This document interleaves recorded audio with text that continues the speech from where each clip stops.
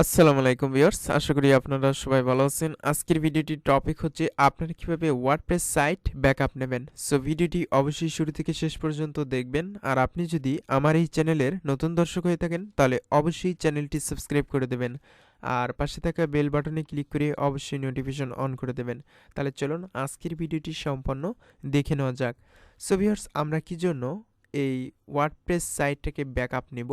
So যদি আমাদের website কোনো ক্ষেত্রে আমাদের এই সাইটের ডিজাইনটা বা আমাদের এই সাইটের কোনো একটি প্লাগইন মিস্টেক, কোনো সমস্যা যদি থাকে বা ক্র্যাশ প্রবলেম থাকে, ওয়েবসাইটের বিভিন্ন সমস্যার কারণে আমরা যে আগের যে ডিজাইনটা ছিল বা যেরকম ছিল ওই অবস্থায় ফিরে পেতে গেলে আমাদের ওয়েবসাইটটা অবশ্যই ব্যাকআপ রাখতে হবে।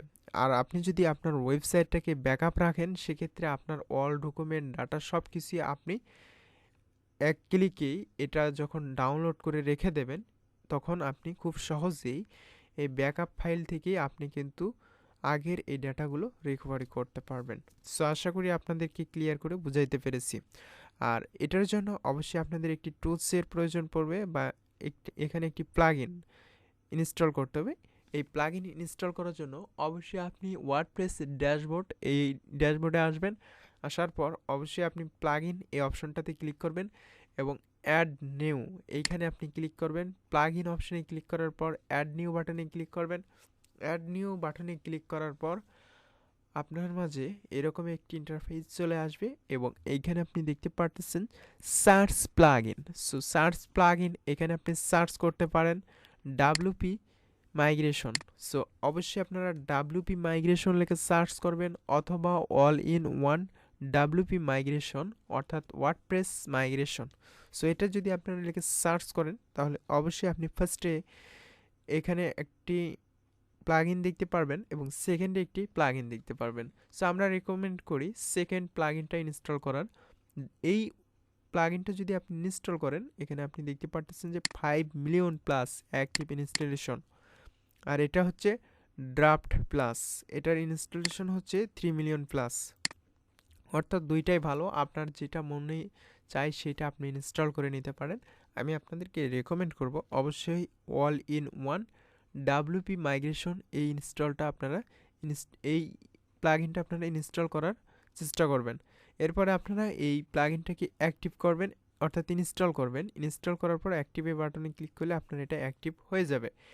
এরপরে আপনি আপনার প্লাগইনটা অ্যাক্টিভ করার পর আপনি নিচের দিকে দেখতে পারবেন এই যে all in one WP migration, এখানে আপনি ক্লিক দেবেন। এই যে এখান থেকে আপনি ব্যাকআপ এই অপশনটাতে ক্লিক দেবেন। সো ব্যাকআপ অপশনে ক্লিক দেওয়ার পর আমি আবারও ক্লিক দিচ্ছি। এই যে এখানে ব্যাকআপ অপশনে ক্লিক দেবেন। ব্যাকআপ অপশনে ক্লিক দেওয়ার পর আপনি এখানে একটি ওয়েবসাইট অর্থাৎ আপনি এখানে একটি লিঙ্কের মতো দেখতে পারবেন, এটা হচ্ছে আপনার ওয়েবসাইটের নাম। আর এখানে ওয়ার্ডপ্রেস এটাকে ব্যাকআপ নেওয়ার জন্য আপনার এখানে এই যে 3 ডট মেনু দেখতেছেন এইখানে আপনার ক্লিক করতে হবে।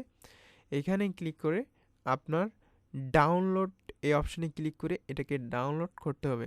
সো এর জন্য অবশ্যই আপনি ডাউনলোড বাটনে ক্লিক করবেন। ডাউনলোড বাটনে ক্লিক করার সাথে সাথে আপনার এই যে ওয়ার্ডপ্রেস যে ফাইলটা রয়েছে অর্থাৎ আপনি যে ব্যাকআপ ওয়ার্ডপ্রেসের যে ডাটা বা ডকুমেন্টগুলো রয়েছে এটা ব্যাকআপ নেওয়ার জন্য অবশ্যই এই ফাইলটা যখন আপনি ইনস্টল করবেন ডাউনলোড করবেন তখন আপনি দেখতে পারবেন যে এটা ডাউনলোড স্টার্টেড শুরু হয়ে যাবে।